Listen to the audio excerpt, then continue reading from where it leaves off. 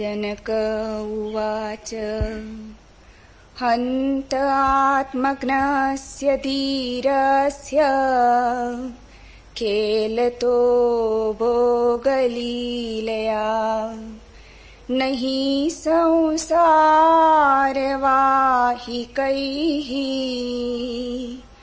मूढैः सह समानता यत्पदं प्रेपसवो दीनाः शक्रादाः सर्वदेवता अहो तत्र स्थितो योगी न हर्षम् उपगच्छति तजघ्नस्य पुण्यपापाभ्यां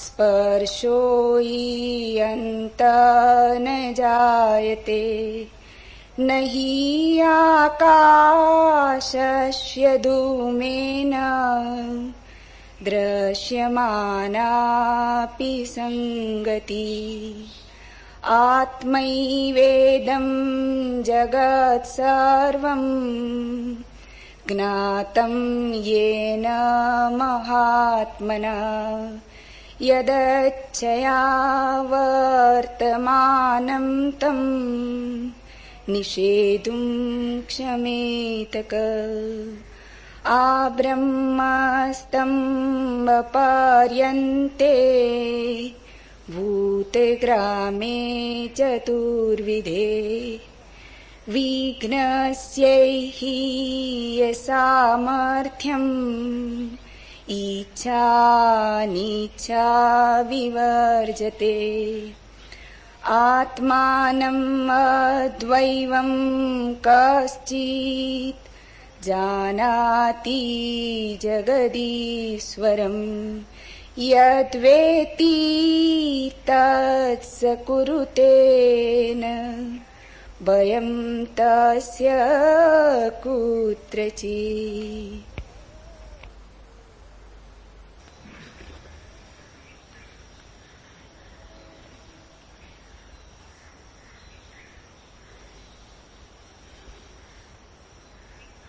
अष्टावक्र ने बड़ी कठिन परीक्षा ली और जनक जैसे सद्ध अभी अभी पैदा हुए आत्मज्ञानी की अभी अभी जन्म हुआ, अभी अभी प्रकाश की किरण उतरी, अभी संभल भी नहीं पाए जनक, अभी आश्चर्य की तरंगें उठी जा रही, अभी भरोसा भी नहीं बैठा कि जो हो गया है वो हो भी गया। भरोसा बैठने में थोड़ा समय लगता है। जितनी बड़ी घटना हो, जितनी अज्ञात घटना हो, उतना ही ज्यादा समय लगता है। अभी तो गदगद हैं जनक, हृदय में नई नई तरंगें उठ रही। जो हुआ है वो हो भी सकता है, इस पे भरोसा नहीं आ रहा। जो हुआ है वो मुझे हो सकता है, इस पर तो और भी भरोसा नहीं आ रहा। जो हुआ है वो इतने तत्क्षण हो सकता है, इस पे कैसे भरोसा है।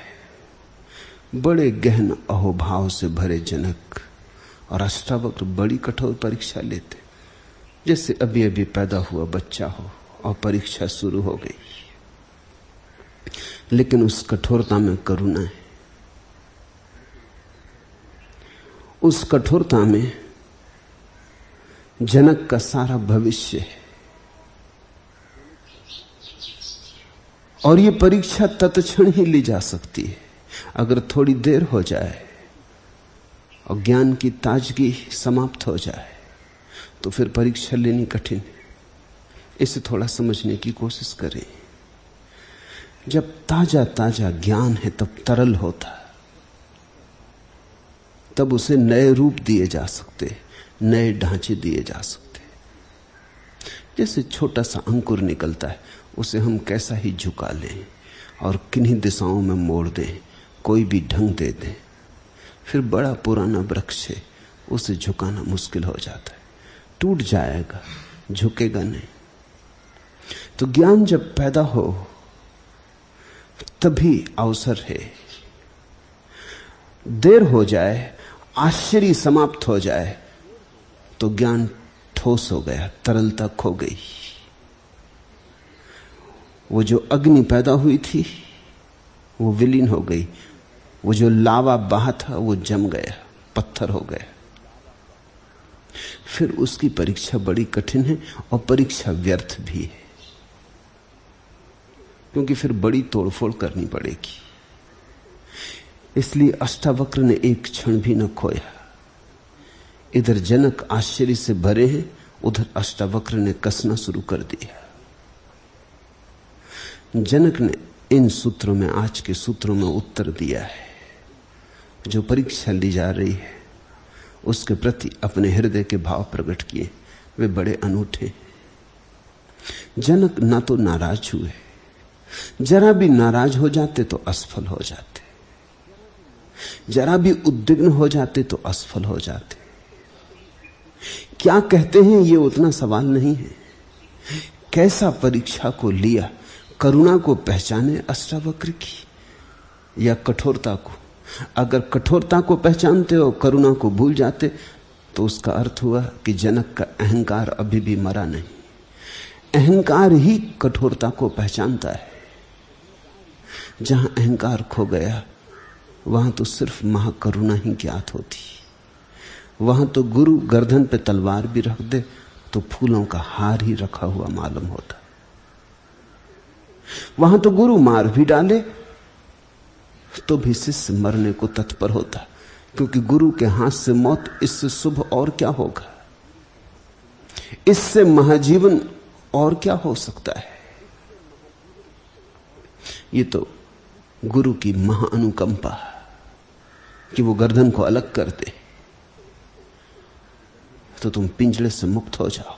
अगर मृत्यु भी दे गुरु और अहंकार न हो तो करुणा का दर्शन होगा, और अगर अहंकार हो और गुरु महाजीवन भी देता हो तो भी संदेह उठेंगे। हजार संदेह उठ सकते थे जनक के मन में। पहली तो बात यह उठ सकती थी कि मुझ पे संदेह किया जा रहा। पहला तो संदेह यह उठ सकता था कि मुझ पे संदेह किया जा रहा। अगर ऐसा संदेह उठाता तो श्रद्धा खो जाती, तो वो जो संवाद चल रहा था गुरु और शिष्य के बीच रुक जाता, सेतु टूट जाता। दूसरी बात ये उठ सकती थी कि कहीं अष्टावक्र को ईर्ष्या तो नहीं हो गई, मुझ में ये जो ज्ञान का प्रादुर्भाव हुआ है, कहीं अष्टावक्र ईर्ष्यालु तो नहीं हो गए, कहीं ऐसा तो नहीं है कि शिष्य के जीवन में उठती इस क्रांति को देखकर मन में जलन पैदा हुई हो। अगर ऐसा भाव उठता तो फिर शिष्य शिष्य नहीं रह गया, फिर तो शिष्य और गुरु के बीच हजारों हजारों योजन का फासला हो गया। फिर तो एक दूसरे की आवाज पहुंचानी असंभव है, फिर तो वे दो दूसरे अलग लोगों के वासी हो गए। नहीं, न तो ऐसा संदेह उठा कि गुरु को मेरे पर संदेह, न ऐसा भाव उठा कि गुरु ईर्ष्या से भरा है। न ही जनक ने अपने पक्ष में बोलने की चेष्टा की। नहीं तो साधारणतः जब भी कोई तुमसे कुछ कहे और तुम्हें परीक्षा का संदेह हो तो तुम तत्क्षण सुरक्षा को तत्पर हो जाते हो, तुम तर्क देने लगते हो, विवाद करने लगते हो, तुम हजार सिद्धांत खड़े करके बताने लगते हो कि नहीं मैं ठीक हूं। अगर जनक ने जरा भी कोशिश की होती कि मैं ठीक हूं तो वो गलत हो गए होते, क्योंकि ठीक सिद्ध करने की कोशिश गलत आदमी ही करता है। अगर कोई भी तर्क दिया होता और ये सिद्ध करने की कोशिश की होती बौद्धिक रूप से कि नहीं आप गलत हैं, मैं ठीक हूं, तो इस कोशिश में ही गलत हो गए होते। जीवन का गणित बड़ा विरोधाभासी है। यहां जो सिद्ध करने चला है कि मैं ठीक हूं वो गलत सिद्ध हो जाएगा। क्योंकि ठीक हूं ऐसी सिद्ध करने की आकांक्षा ही तुम्हारे अचेतन में तभी उठती जब तुम्हें भीतर पता ही होता है कि तुम गलत हो। आत्मरक्षा का भाव भीतर गलत की प्रतीति से पैदा होता है, भय के कारण कि कहीं बात खुल तो ना जाएगी, कहीं मेरे भीतर का राज जाहिर तो ना हो जाएगा। ये तो गुरु पर्दे उठाने लगा, ये तो मुझे नग्न किए दे रहा है। नहीं, ऐसी बात भी नहीं उठी। जनक के ये सूत्र तुम सुनोगे, ये चकित करने वाले सूत्र हैं। परीक्षा कठोर थी, गुरु की आंख तेज तलवार की धार की तरह थी, और गुरु ने जरा भी रहम न किया था। गुरु बड़ा बेरहम था, और गुरु ने चोट पूरी की थी जितनी की जा सकती थी, और गुरु ने सब दरवाजों से चोट की थी, कहीं से भागने की जगह न छोड़ी थी। पहले भोग के दरवाजे रोक दिए, फिर त्याग का भी दरवाजा रोक दिया, बचने का उपाय न छोड़ा था। गुरु ने खूब कसा था, सब तरफ से कसा था। अगर थोड़ी भी संभावना होती जनक के भीतर अंधकार की, तो इन सूत्रों का जन्म नहीं हो सकता था। कोई अंधकार की संभावना नहीं रह गई थी। जनक ने ऐसे उत्तर दिया जिसमें आत्मरक्षा का भाव बिल्कुल नहीं, ऐसे उत्तर दिया जिसमें तर्क सरणी है ही नहीं। उत्तर कहना भी ठीक नहीं है। जनक ने जो उत्तर दिया है वो प्रतिध्वनि है, उत्तर नहीं। गुरु ने दर्पण सामने रख दिया था, जनक ने अपना हृदय सामने रख दिया। उस दर्पण में जो झलका वही ये सूत्र है। जरा भी अपने को ओट में छिपाने की कोशिश न की, जरा भी चौंक के संदेह से न भरे, जरा भी तर्क को बीच में न लाए। जैसे गुरु ने कुछ परीक्षा ही नहीं ली है, इसी तरह जनक ने उत्तर दिए। पहला सूत्र, जनक ने कहा, हंत भोग लीला के साथ खेलते हुए आत्मज्ञानी धीर पुरुष की बराबरी संसार को सिर पर ढोने वाले मूढ़ पुरुषों के साथ ही कदापि नहीं हो सकती। पहला शब्द है हंत। उसमें सारी श्रद्धा उंडेल थी। हंत बड़ा प्यारा शब्द है। जैनों में उसका पूरा रूप है अरिहंत, बौद्धों में उसका रूप है अरहत, हिंदू संक्षिप्त हंत का उपयोग करते हैं। हंत का, अरिहंत का, अरहत का अर्थ होता है जिसने अपने शत्रुओं पर विजय पा ली। काम, क्रोध, लोभ, मोह, भोग, त्याग, इहलोक परलोक, जिसने अपने समस्त आकांक्षाओं पर विजय पा ली, जो निस्कांक्षा को उपलब्ध हुआ है, वही है अरिहंत। सूत्र की उद्घोषणा करते हैं जनक, अष्टावक्र को अरिहंत कहकर, परम श्रद्धा से। इससे बड़ा शब्द नहीं है भाषा में। अरिहंत का अर्थ होता है भगवान।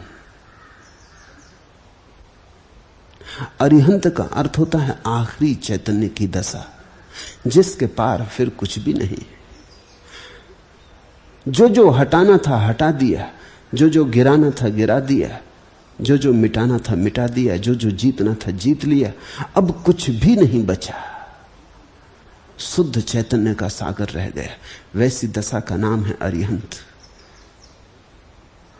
और हंत का एक अर्थ और भी है जो बड़ा कीमती है। हम तो इसका एक ही तरह से उपयोग करते हैं साधारण भाषा में। जब कोई आदमी अपने को मार लेता तो हम कहते हैं आत्महंता।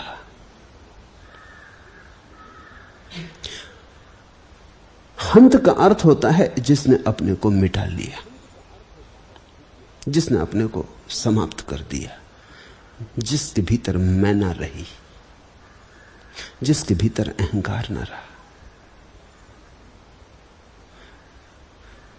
जिसने अपने को बिल्कुल समाप्त कर दिया, जिसने अपनी कोई रूपरेखा न बचाई, नाम पता न छोड़ा, जो शून्यवत हुआ, जो महाशून्य हुआ, निर्वाण को उपलब्ध हुआ,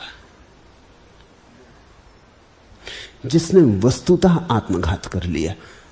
तुम जिन्हें आत्मघात कहते हो वे आत्मघात नहीं, वे तो केवल शरीर घात है। एक आदमी गोली मार के मर जाता है, इसको आत्मघात नहीं कहना चाहिए, क्योंकि आत्मा तो नहीं मरती, अहंकार तो नहीं मरता। सच तो यह है कि अहंकार के कारण ही उसने शरीर को मिटा डाला है। अहंकार पर चोट पड़ रही थी, दांव लग गया था, मुश्किल दिखता था बचना, दिवाला निकल रहा था कि पत्नी भाग गई थी, कि पराजित हो गया था, चुनाव में हार गया था, आत्महत्या कर ली। आत्महत्या कहनी नहीं चाहिए, शरीर हत्या, देह हत्या, मन, अहंकार सब मौजूद है। फिर जन्म ले लेगा, देर नहीं लगेगी, फिर किसी देह में उतर जाएगा। लेकिन ज्ञानी वस्तुतः आत्महंता है, वो अपने को मिटा ही डालता पूरा का पूरा, और उसके मिट जाने में ही परमात्मा का होना है। जब तुम खो जाते हो तभी प्रभु होता है। जहां तुम नहीं हो वहीं भगवान है। तुम्हारा मिलन भगवान से कभी ना हो सकेगा।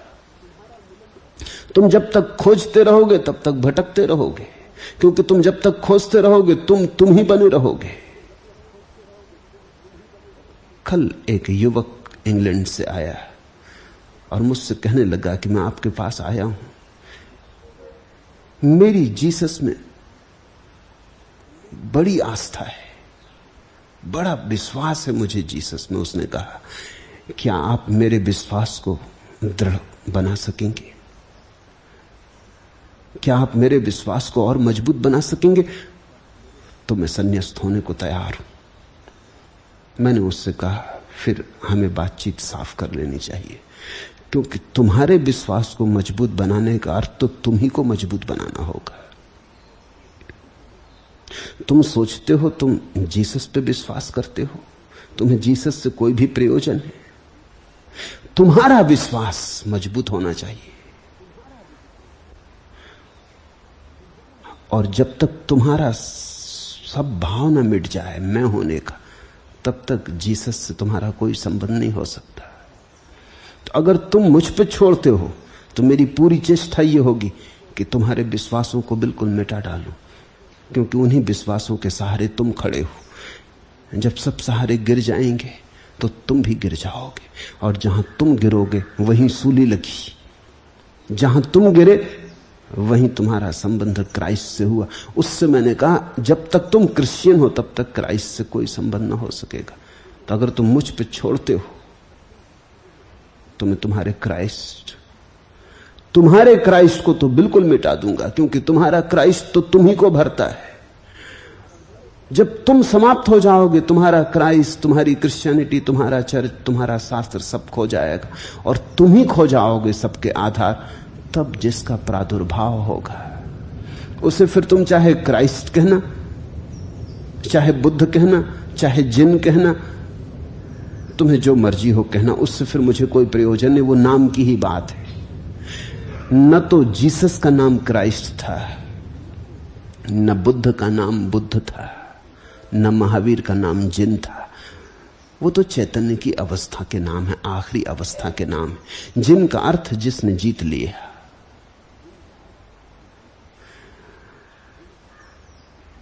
बुद्ध का अर्थ जो जाग गया, क्राइस्ट का अर्थ भी है जो सूली से गुजर गया और फिर भी न मरा, जो मृत्यु से गुजर गया और महाजीवन को उपलब्ध हो गया। क्राइस्ट का अर्थ है सूली गुजर गई और फिर भी कुछ न मिटा, जो शाश्वत था वो बना रहा, जो व्यर्थ था वही छूट गया। सूली पे जो मरा वो जीसस थे, सूली से जो बच रहा वो क्राइस्ट। वही पुनरुज्जीवन की कथा का अर्थ है।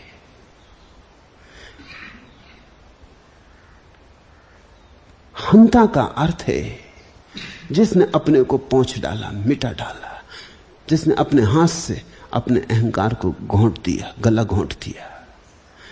फिर बचते हैं हम असीम की भांति, अनंत की भांति, शाश्वत सनातन की भांति। ठीक किया जनक ने उत्तर देने में जो पहला शब्द उपयोग किया, उसमें सब कह दिया। उसमें सब कह दिया कि आप मुझे धोखा न दे पाएंगे, आप मुझे नाराज न कर पाएंगे। कितनी ही परीक्षा लो मेरी, क्षण भर को भी मैं नहीं भूलूंगा कि तुम पहुंच गए हो। तुम्हारी कठोरता के कारण मैं ऐसा सोच भी नहीं सकता हूं कि तुम्हारे मन में ईर्ष्या होगी। तुम तो हो ही नहीं, तो ईर्ष्या कैसी? तुम तो हो ही नहीं तो अहंकार कैसा? तुम तो हो ही नहीं तो कठोरता कैसी? इसलिए पहला हंत शब्द उपयोग किया, उस हंत में सब कह दिया। बात तो वहीं खत्म हो गई। शेष सूत्र तो फिर व्याख्या है। शेष सूत्रों में तो इसी बात को फैला के कहा। हंत, हंतात्मक अज्ञस्य धीरस्य खेलतो भोग लीलिया, नहीं संसार वाही कई मूढ़ई सह समानता। हे हंत, भोग लीला के साथ खेलते हुए आत्मज्ञानी धीर पुरुष की बराबरी संसार को सिर पर ढोने वाले मूढ़ पुरुषों के साथ ही कदापि नहीं हो सकती। और परीक्षा को व्यक्तिगत रूप से न लिया।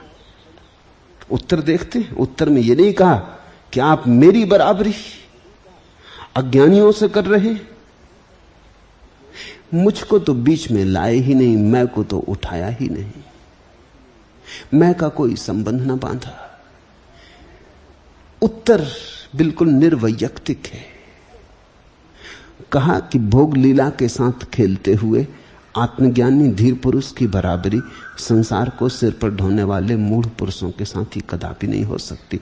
दोनों संसार में खड़े, अज्ञानी भी खड़ा है, ज्ञानी भी खड़ा है, दोनों बाजार में खड़े, लेकिन दोनों के खड़े होने के ढंग में फर्क है। दोनों का स्थान भला एक हो, दोनों की स्थिति अलग है। अज्ञानी तो सिर पर ढो रहा है, ज्ञानी ने पोटली रथ पर उतार के रख दी। फिर से तुम्हें वो कहानी कह दूं, बार बार कहता हूं क्योंकि बड़ी महत्वपूर्ण है। सम्राट चला आ रहा है, शिकार खेलकर अपने रथ में बैठा हुआ, देखता है एक भिखारी को पोटली लिए हुए रास्ते पर बिठा लेता है रथ में कि छोड़ दूंगा जहां तुझे उतरना हो। कहां तुझे उतरना है? भिखारी बड़ा सक पकाता है, बैठ तो जाता है रथ में, डरा डरा। कहना तो चाहता है कि नहीं महाराज मैं और रथ में बैठूं, नहीं नहीं, मगर इतनी भी हिम्मत नहीं, नहीं कहने से कहीं सम्राट नाराज ना हो जाए।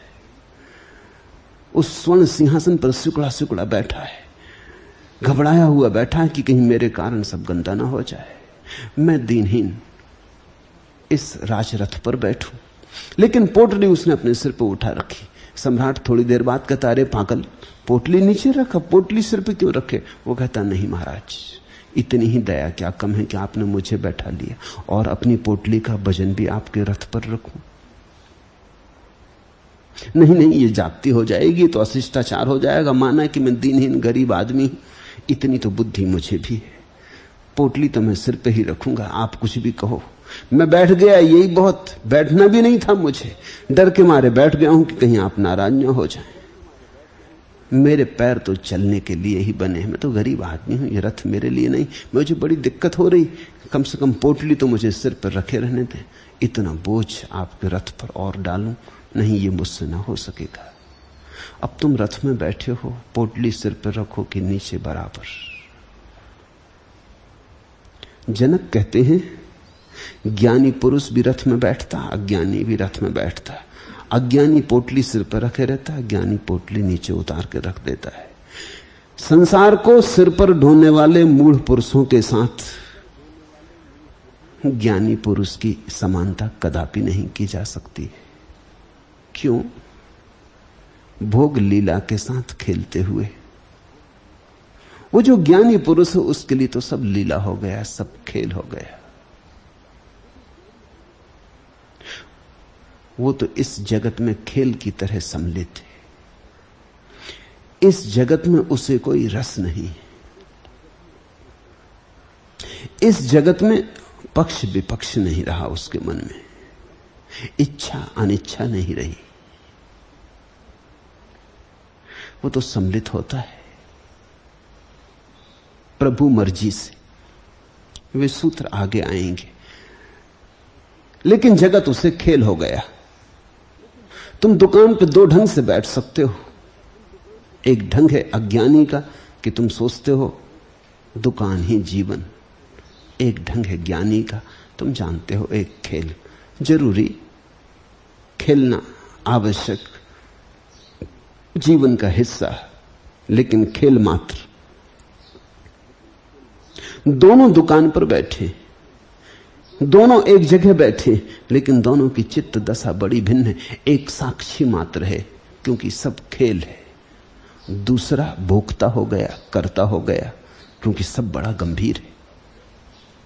अज्ञानी जगत को गंभीरता से लेता, ज्ञानी हंस के लेता, बस उतनी मुस्कुराहट का फासला है। पत्नी मर जाती तो अज्ञानी भी उसे मरघट तक छोड़ आता, लेकिन रोता चीखता चिल्लाता। ज्ञानी भी मरघट तक छोड़ आता। एक खेल पूरा हुआ, एक नाटक समाप्त हुआ, पर्दा गिरा। रोने चीखने चिल्लाने जैसा कुछ भी नहीं, भीतर वो साक्षी ही बना रहता। दृष्टा भाव उसका क्षण भर को नहीं खोता। इतना ही भेद है। ज्ञानी संसार को छोड़ के भागे तब ज्ञानी, तो इसका अर्थ हुआ कि अभी भी संसार को गंभीरता से ले रहा है, छोड़ के भाग रहा है। अभी संसार को देख नहीं पाया, अभी आंख गहरी नहीं हुई, अभी उतरा नहीं जीवन के अंतरतम में, अभी पहचाना नहीं कि भोक्ता हो कर्ता मैं दोनों नहीं हूं, सिर्फ साक्षी मात्र हूं। अमेरिका में लिंकन की पहली सती मनाई गई, तो एक आदमी ने लिंकन का पाठ किया 1 वर्ष तक। सारी अमेरिका में उसका चेहरा लिंकन से मिलता जुलता था। तो उसे नाटक का काम दिया गया कि वो लिंकन का अभिनय करे, और वो नाटक की मंडली सारी अमेरिका में घूमी, हर बड़े नगर में गई, गांव-गांव गई। साल भर उसने यात्रा की। वो आदमी साल भर तक लिंकन का अभिनय करता रहा, लेकिन धीरे धीरे लोगों को थोड़ा शक हुआ कि उस आदमी में गड़बड़ होनी शुरू हो गई। वो लिंकन के कपड़े पहनता, नाटक में तो पहनता ही, धीरे धीरे वो बाहर भी पहनने लगा, मंच के बाहर भी चलने लगा। वैसे जैसे लिंकन चढ़ता था, थोड़ा लंगड़ाता था लिंकन, तो वैसे लंगड़ा के बाहर भी चलने लगा। लिंकन थोड़ा हकलाता था, तो वैसा ही हकला के वो बाहर भी बोलने लगा। लोगों ने कहा कि क्या मजाक है। पहले तो लोगों ने समझा मजाक कर रहा है, लेकिन फिर धीरे धीरे लोग गंभीर हो गए, क्योंकि वो तो बिल्कुल ही मान बैठा कि लिंकन हो गया है।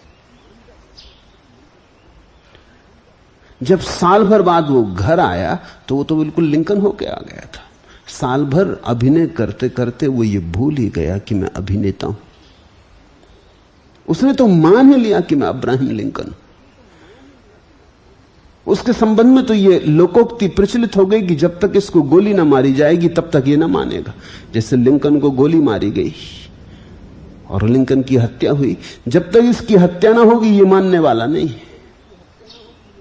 सब तरह के इलाज किए गए, चिकित्सा की गई, डॉक्टरों को दिखाया गया, मनोवैज्ञानिकों को दिखाया गया, सब थक गए समझा समझा के। वो उसको समझाए, वो मुस्कुरा के बैठा रहा। वो कहे कि आप बड़े मजे की बात कह रहे हैं, हद हो गई। आप मुझको समझा रहे हैं कि मैं अब्राहम लिंकन नहीं हूं? आपका दिमाग ठीक है?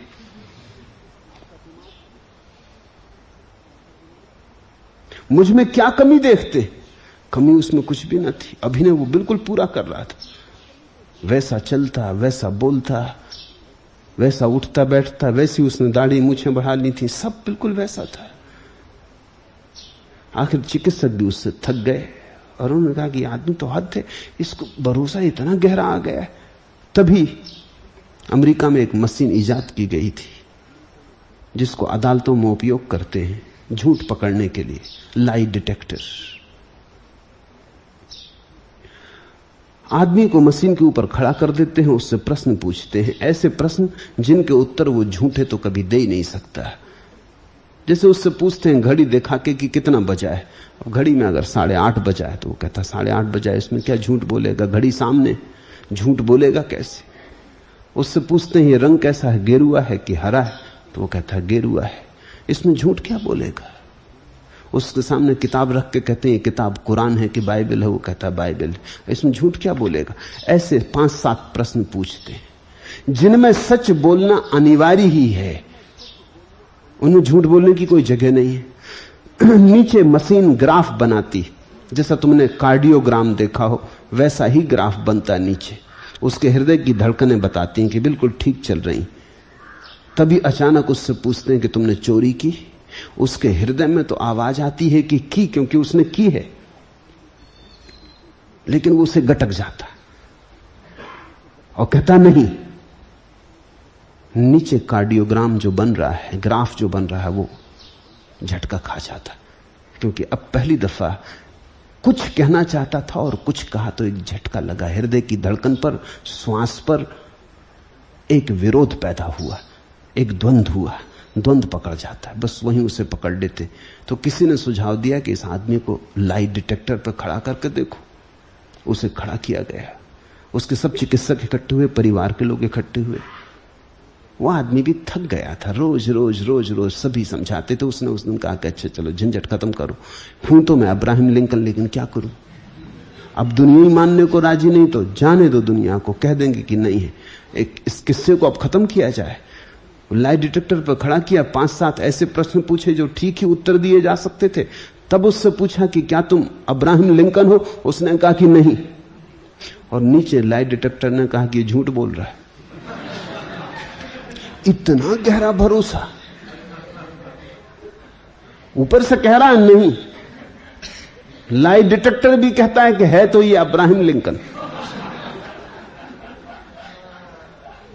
हमारी भी ऐसी दशा है, जन्मों जन्मों, उसने तो एक ही साल काम किया था अब्राहम लिंकन का, हम जन्मों जन्मों से कर्ता और भोक्ता बने। कोई लाई डिटेक्टर हमें पकड़ नहीं सकता। अगर हम कहें भी लाई डिटेक्टर पर खड़े हो कि हम साक्षी हैं, लाई डिटेक्टर कह गए आदमी झूठ बोल रहा है, कर्ता भोक्ता है, साक्षी बिल्कुल नहीं। हमारी आदत लंबी और प्राचीन हो गई है, पुरातन है, सदियों से चली आती। जब कोई व्यक्ति जागता है तो भागता थोड़ी है, कहीं भागेगा कहां। जाग के इतना ही अंतर पड़ता है, यह अंतर बहुत छोटा और बहुत बड़ा, दोनों एक साथ। यह किसी को पता भी नहीं चलेगा, ऐसा अंतर है। ये तो तुम गुरु के सामने खड़े होगे, उसके दर्पण में ही झलकेगा और किसी को पता भी नहीं चलेगा। शायद तुम्हारी पत्नी भी न पहचान पाए कि कब तुम कर्ता से साक्षी हो गए, कब, किस घड़ी में, किस क्षण में क्रांति घटी। शायद तुम्हारा पति भी न पहचान पाए, तुम्हारे बच्चे भी न जान पाए, जो तुम्हारे हृदय के बहुत करीब हैं वो भी न जान पाएंगे, क्योंकि ये क्रांति बड़ी सूक्ष्म है, सूक्ष्माति सूक्ष्म है। ये इतनी बारीक क्रांति है कि या तो तुम जानोगे या गुरु जानेगा, इसके अतिरिक्त कोई भी नहीं पहचान सकेगा। क्योंकि रहोगे तो तुम वैसे के वैसे। दुकान करते थे तो उस दिन क्रांति के बाद भी तुम दुकान पे जाके बैठोगे, तराजू से सामान तौलोगे, बेचोगे, ग्राहकों से मोल तोल करोगे, सब करोगे। घर आओगे, बच्चों के सिर थपथपाओगे, पत्नी के लिए फूल या आइसक्रीम खरीद लाओगे, वो सब करोगे। सब वैसा ही चलता रहेगा, शायद पहले से भी अच्छा चल पड़ेगा, क्योंकि अब एक गहन समझ का जन्म हुआ है।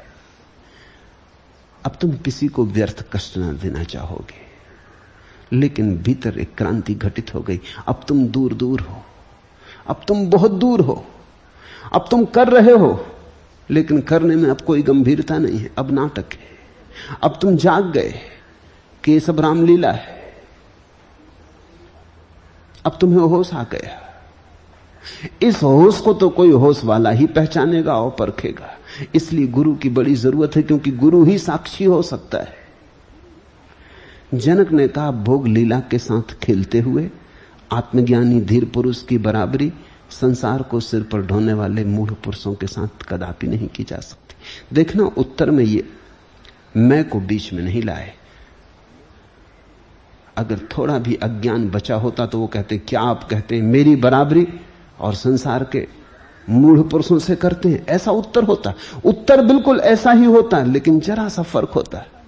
क्या आप मेरी तुलना मूढ़ों से करते हैं? मैं ज्ञानी, मुझे ज्ञान का उदय हो गया? नहीं, वो तो बात ही नहीं उठाई। जिससे ज्ञान का उदय हो गया उसका मैं तो अस्त हो गया। अब मैं की बात उठाने का कोई कारण ना रहा। अब तो सीधी बात की, सिद्धांत की, सीधी बात की, सत्य की, सूत्र की। हंतात्म यस धीरस खेलतो भोग लीलिया। हे हंत, हे अरिहंत, खेलता है ज्ञानी तो भोगमयी लीला के साथ, ढोता नहीं। क्रीड़ा है जगत, कृत्य नहीं। अज्ञानी तो खेल भी खेलता है तो भी उलझ जाता, गंभीर हो जाता है। ज्ञानी कृत्य भी करता है तो भी उलझता नहीं, जागा रहता है, जानता रहता है कि मेरा स्वभाव तो सिर्फ साक्षी है। ऐसी अहिर्निश धुन बजती रहती कि मैं साक्षी हूं। ये मैं साक्षी का भाव पृष्ठभूमि में खड़ा रहता, सब होता रहता। जन्म होता, मृत्यु होती, हार होती, जीत होती, सम्मान अपमान होता, सब होता रहता। कभी महल, कभी झोंपड़े, सब होता रहता।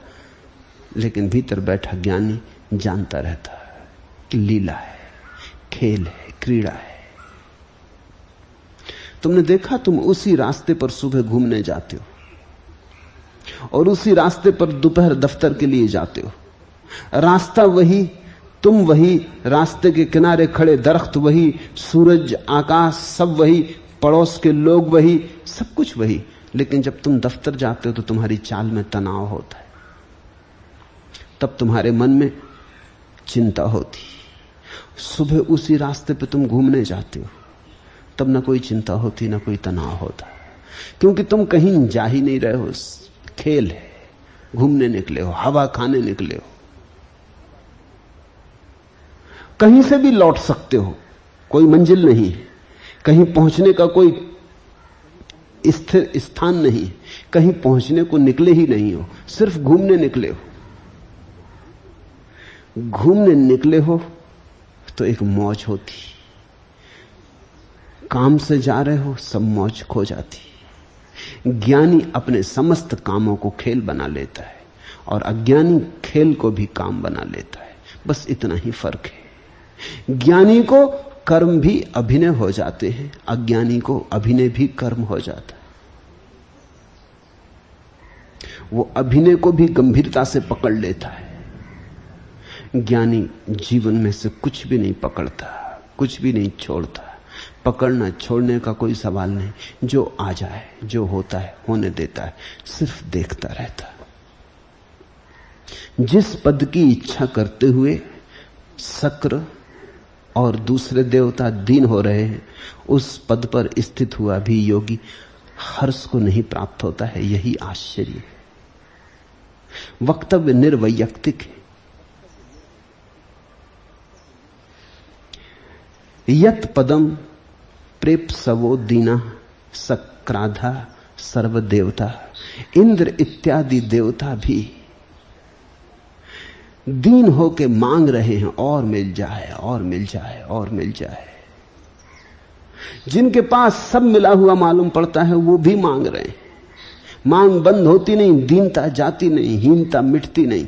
कितने ही बड़े पद पर रहो, हीन बने ही रहते हो। और बड़ा पद मिल जाए, और थोड़ी शक्ति बढ़ जाए, और थोड़ा साम्राज्य विस्तीर्ण हो जाए, तिजोरी थोड़ी और बड़ी हो जाए, इसका कहीं कोई अंत नहीं आता। दीन दीन ही बना रहता है।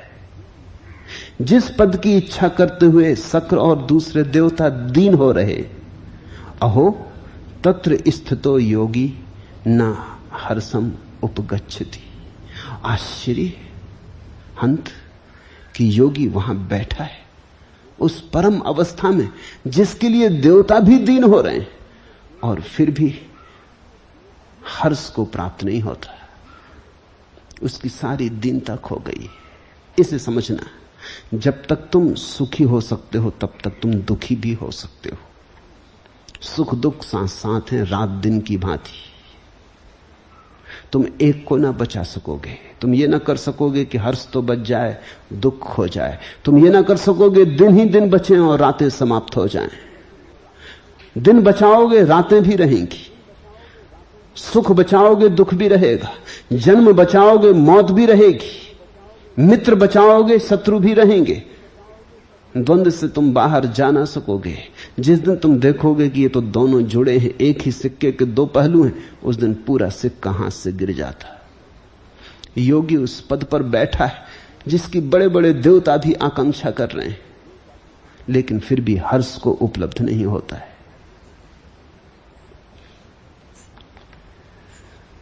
उस पद पर स्थित हुआ भी जरा भी हर्ष को उत्पन्न नहीं होता। क्यों? क्योंकि जो उस पद पर मिला है वो तो स्वभाव है, उसके लिए हर्ष क्या?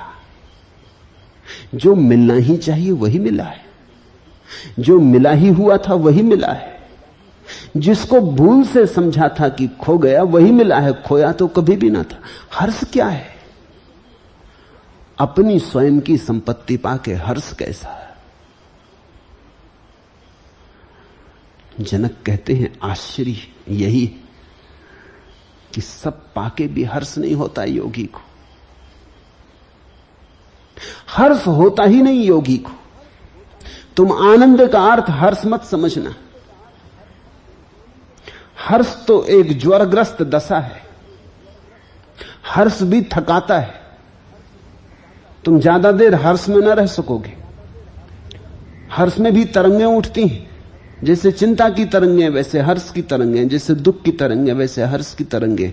फर्क इतना ही है कि दुख की तरंगों को तुम पसंद नहीं करते, सुख की तरंगों को तुम पसंद करते हो बस। मगर दोनों तरंगें, दोनों में चित्त तो विक्षुब्ध होता है, दोनों में चित्त तो टूट टूट जाता, खंड खंड हो जाता।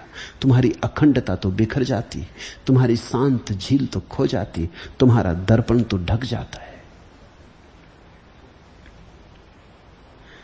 तत्र स्थिता योगी हर्षम न उपगच्छति। अहो आश्चर्य प्रभु, जनक कहने लगे अष्टावक्र से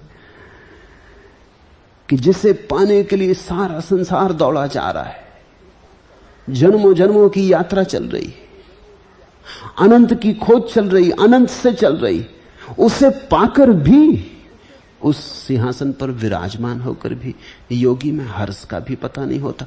वो वहां भी साक्षी बना रहता है, उसका साक्षी भाव वहां भी नहीं खोता।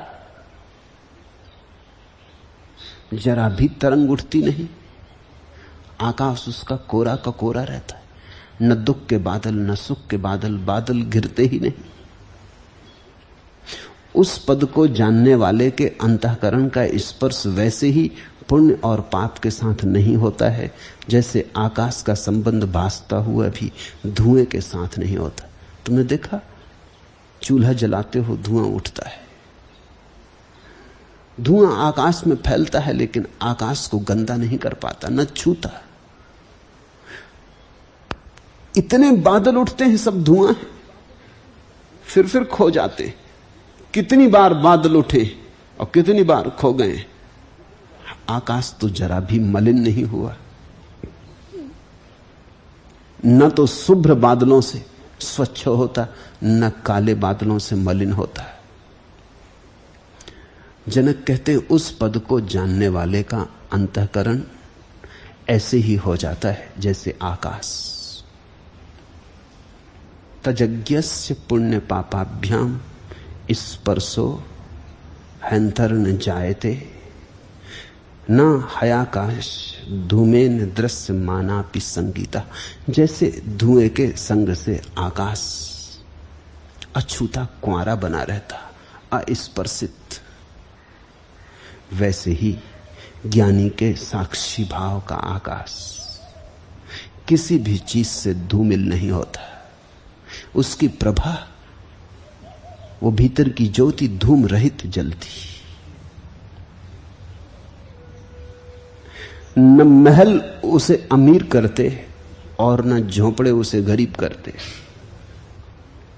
न सिंहासनों पर बैठकर स्वर्ण उसे छूता, न मार्गों पर भिखारी की तरह भटक के दीनता उसे छूती।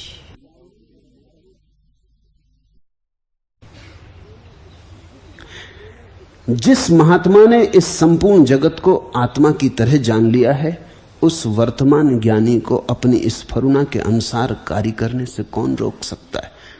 ये बड़ा अनूठा सूत्र है। अब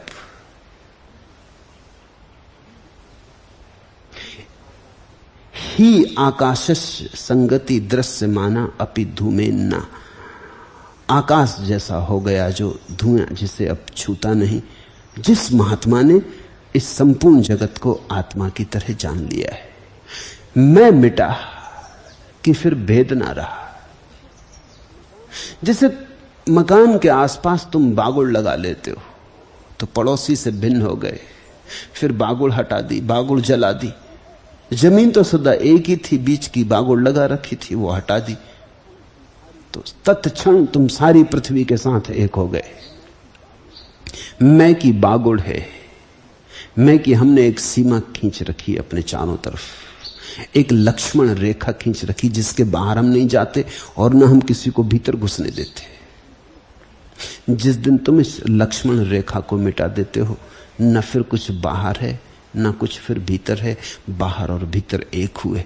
बाहर भीतर हुआ, भीतर बाहर हुआ। तुमने मकान बना लिया है, ईंट की दीवारें उठा ली तो आकाश बाहर रह गया, कुछ आकाश भीतर रह गया। किसी दिन दीवारें तुमने गिरा दी तो फिर जो भीतर का आकाश है भीतर न कह सकोगे उसे, जो बाहर का उसे बाहर न कह सकोगे। बाहर और भीतर तो दीवाल के संदर्भ में सार्थक थे, अब दीवाल ही गिर गई तो बाहर क्या भीतर क्या, कैसे कहो बाहर कैसे कहो भीतर। दीवाल के गिरते ही बाहर भीतर भी गिर गया, एक ही बचा। जिस महात्मा ने इस संपूर्ण जगत को आत्मा की तरह जान लिया है, उस वर्तमान ज्ञानी को अपनी स्फुरना के अनुसार कार्य करने से कौन रोक सकता है? आत्मयि वेदम जगत सर्वम ज्ञातम एन महात्मना यदच्छया वर्तमानम तम निषेधु क्षमेत का। किसकी क्षमता है? कैसे कोई रोकेगा? जनक के सूत्र को बहुत गहराई में समझना।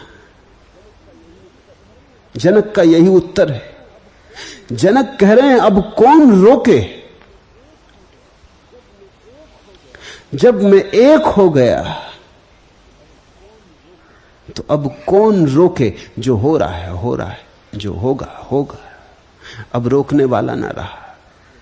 अब तो यदच्छया, अब तो भाग्य, अब तो विधि, अब तो परमात्मा या जो भी नाम दो, अब तो वो जो कराए होगा।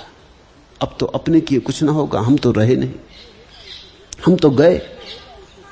तब तो जो होगा उसे देखेंगे। महल में रखवाएगा तो महल में रहेंगे, महल छीन लेगा तो महल को छीनता हुआ देखेंगे।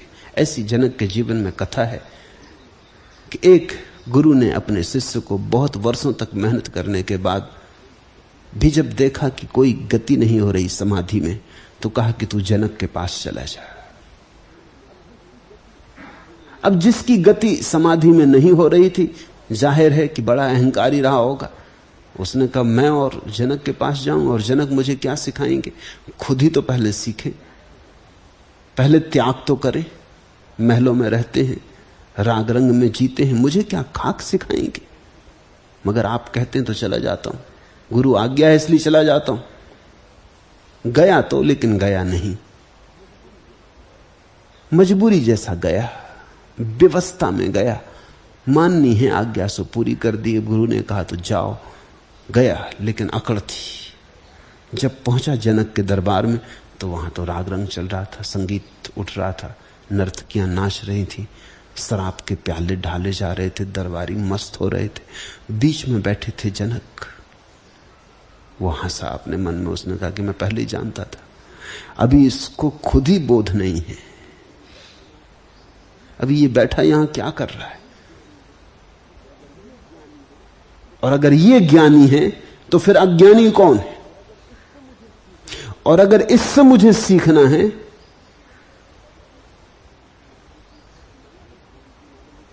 हालत तो उल्टी मालूम होती, इसको तो मैं ही सिखा सकता हूं कुछ। जनक उठा, ब्राह्मण देवता आए थे तो उन्होंने उसके पैर पड़े और कहा कि आप विश्राम करें,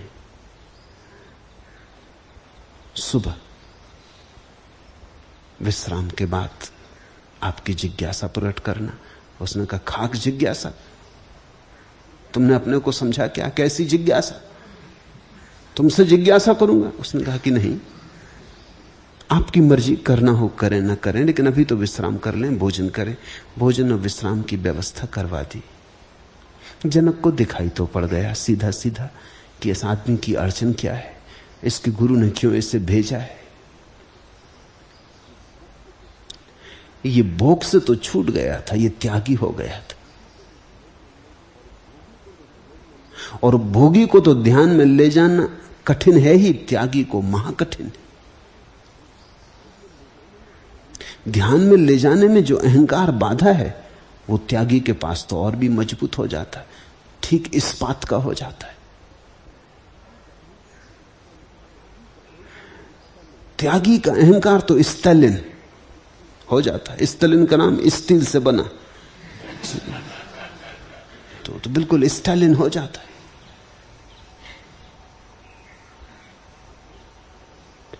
उसको तो झुकाना मुश्किल। देख तो लिया जनक ने, पैर धोए त्यागी के, त्यागी तो और भी अकड़ा। उसने कहा मैं पहले ही जानता था कि ये मूढ़ मुझे क्या समझाएगा, मेरे पैर धो रहा है, ये खुद ही मुझसे सीखने को उत्सुक हो रहा है, सुबह यही जिज्ञासा करेगा। तो वो शान से सोया।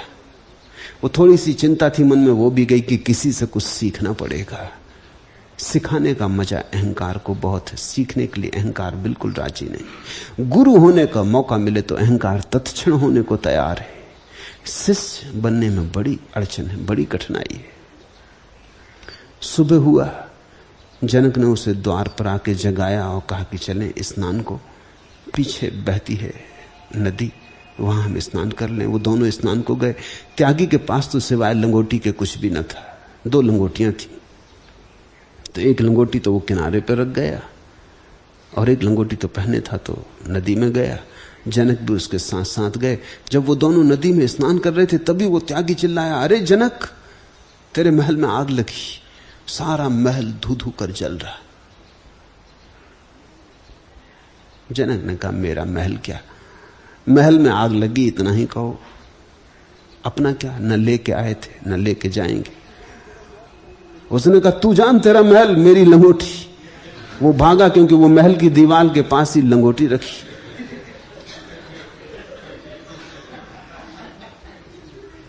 बाद में जनक ने उसे कहा सोच, ये महल धू धू कर जल रहा है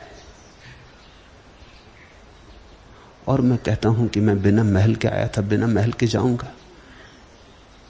इसलिए अब महल रहे कि जले क्या फर्क पड़ता है, देखता हूं। लेकिन तू अपनी छोटी सी लंगोटी का भी दृष्टा ना हो सका। तो सवाल यह नहीं है कि कितनी बड़ी संपदा तुम्हारे पास है, करोड़ की है या 1 कौड़ी की है। सवाल यह है कि उस संपदा के प्रति तुम्हारा भाव क्या है, भोक्ता का है कि साक्षी का है। यह आग कहते हैं जनक ने लगवाई थी। यह उपदेश था जनक का उस नासमझ त्यागी को। जिस महात्मा ने इस संपूर्ण जगत को आत्मा की तरह जान लिया है, उस वर्तमान ज्ञानी को अपनी इस फरुणा के अनुसार कार्य करने से कौन रोक सकता? कौन रोकेगा? कोई बचा नहीं। जनक ये कह रहे हैं कि मैं तो अब हूं नहीं। परीक्षा गुरुदेव आप किसकी लेते? जिसकी परीक्षा ली जा सकती थी वो जा चुका है। आप मुझे यह भी नहीं कह सकते कि तू ऐसा क्यों करता है, वैसा क्यों नहीं करता, क्योंकि अब नियंत्रण कौन करे? मैं तो रहा नहीं, तो जो होता है होता है। ये परम अवस्था की बात है। तुमने देखा, छोटे बच्चों को जुर्म नहीं लगता, अदालत में पाप नहीं लगता, अपराध नहीं लगता, क्योंकि उन्हें बोध नहीं है। पागलों को भी अपराध नहीं लगता, क्योंकि उन्हें बोध नहीं है। बुद्धों को भी अपराध नहीं लगता, क्योंकि वो बोध के पार चले गए। उलझन बीच में खड़े आदमी की, ना तो नीचे पाप है ना ऊपर पाप है। जानवरों को तो तुम पापी नहीं कह सकते, क्योंकि पापी होने के लिए बोध तो चाहिए। लेकिन बुद्ध को भी तुम पापी नहीं कह सकते, क्योंकि बोध इतना है कि साक्षी हो गए, कर्ता का भाव ही ना रहा। मैंने सुना मुल्ला नसरुद्दीन, सर्दी के दिन थे, अपने घर के बाहर बैठा धूप ले रहा है, उसका बेटा होमवर्क कर रहा है, वो उसके कान मरोड़ रहा है, उसे गालियां दे रहा है, उसे कह रहा हरामजादे, किस नालायक ने तुझे पैदा किया, अरे उल्लू के पट्टे। पड़ोस में पंडित रहते हैं एक, उन्होंने सुना, याद हो गई, गालियां अपने को ही दे रहा है। उल्लू के पट्टे का मतलब हुआ कि तुम खुद ही उल्लू, तब तो उल्लू का पट्टा। किस नालायक ने तुझे पैदा किया, हरामजादे। उसने सोचा, पंडित ने, वो भी बैठा धूप ले रहा है, उससे ना रहा गया। उसने कहा कि मुल्ला, तुम ये सोचो तो ये गालियां किसको लगती? मुल्ला ने कहा, जो साला गालियों को समझता उसी को लगती। मैं तो समझता नहीं, और ये तो उल्लू का पट्टा, ये क्या खाक समझेगा? आप ही समझो, जो समझता है उसी को लगती। कहते हैं पंडित जल्दी से उठ के घर के अंदर चला गया। उसने कहा, झंझट, हम इस झंझट में क्यों पड़े? एक तो बच्चे हैं, पागल हैं, पशु पक्षी हैं, पौधे हैं, वहां कुछ पाप नहीं, क्योंकि वहां कोई समझ नहीं। फिर बुद्ध पुरुष हैं, अष्टावक्र हैं, जीसस हैं, महावीर हैं,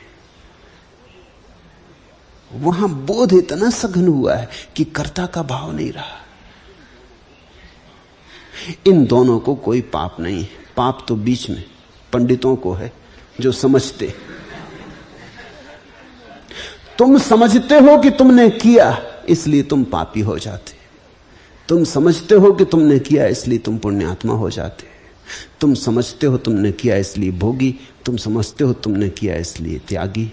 जिस दिन तुम समझोगे तुमने कुछ किया ही नहीं, जो हो रहा है हो रहा है, तुम सिर्फ देखने वाले हो। उस दिन न पाप है न पुण्य है, न योग है न भोग है। इसलिए अष्टावक्र परम योग की बात कह रहे हैं। ये योग के भी पार जाने वाली बात है। ऐसी अवस्था में न तो कोई विधि रह जाती, न कोई निषेध रह जाता। जनक कहने लगे, आत्मई वेदम जगत सर्वम ज्ञातम एन महात्मा। जिन महात्माओं ने अपने को जगत के साथ एक समझ लिया, जान लिया, यदच्छया वर्तमानम तम निषेधु छमेत का। अब वो कैसे रोकें, क्या रोकें, क्या बदलें?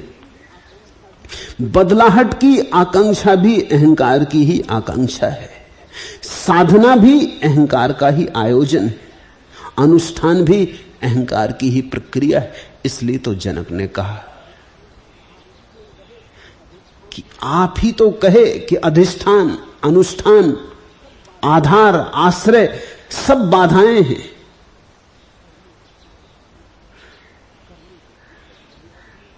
करने को कुछ बचा नहीं, क्योंकि कर्ता नहीं बचा। इसका यह अर्थ नहीं कि कर्म नहीं बचा। कर्म तो चलेगा, कर्म की तो अपनी धारा है। शरीर को भूख लगेगी, शरीर भोजन मांगेगा। इतना ही फर्क होगा अब कि तुम जाग के देखते रहोगे कि शरीर को भूख लगी, शरीर को भोजन दे दो। मगर भूख भी शरीर की है, भोजन से आने वाली तृप्ति भी शरीर की है। तुम भूख के भी दृष्टा हो, तुम तृप्ति के भी दृष्टा हो, तुम हर हालत में दृष्टा हो। कर्म तो जारी रहेगा। कर्म तो विधि है, भाग्य है। कर्म तो समस्त का है, व्यक्ति का नहीं, समष्टि का है। वो परमात्मा चल रहा है, हजार हजार कृत्य चल रहे हैं। वो तुमसे जो भी काम लेना चाहता है लेता रहेगा, लेकिन अब तुम जानते हो कि तुम करता नहीं हो, तुम निमित्त मात्र। इस स्थिति में जनक कहते हैं कौन रोके, कैसे रोके, रोकने वाला कौन है, कौन नियंत्रण करे, कौन साधना करे, कौन अनुशासन दे। जिस महात्मा ने संपूर्ण जगत को आत्मा की तरह जान लिया, उस वर्तमान ज्ञानी को, ये शब्द भी ख्याल करना, कहते हैं वर्तमान ज्ञानी को। ज्ञानी अतीत में नहीं होता और न ज्ञानी भविष्य में होता है। ज्ञान की घटना तो वर्तमान की घटना है, या तो अभी या कभी नहीं। ज्ञान जब भी घटता है अभी घटता है,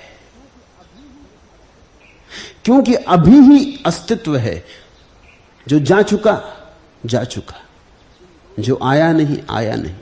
इन दोनों के मध्य में जो पतली सी धार है, बड़ी महीन धार है जीवन चेतना की, अस्तित्व की, वहीं ज्ञान घटता है।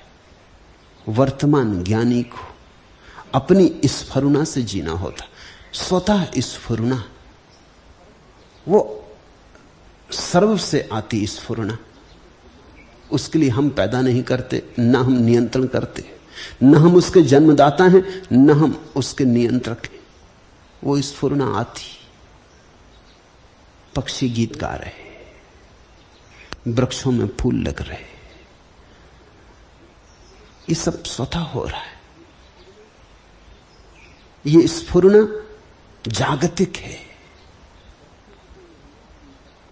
वृक्षों को कोई अहंकार नहीं। वृक्ष ऐसा नहीं कहते कि हम फूल खिला रहे। ऐसी ही अवस्था फिर आ जाती है जब वर्तुल पूरा होता है और व्यक्ति बुद्धत्व को, अरिहंत तत्व को उपलब्ध होता है, तब फिर ऐसी दशा आ जाती। तुम बुद्ध से पूछो कि आप चल रहे, बुद्ध कहेंगे कि नहीं, मैं तो हूं ही नहीं, चलूंगा कैसे।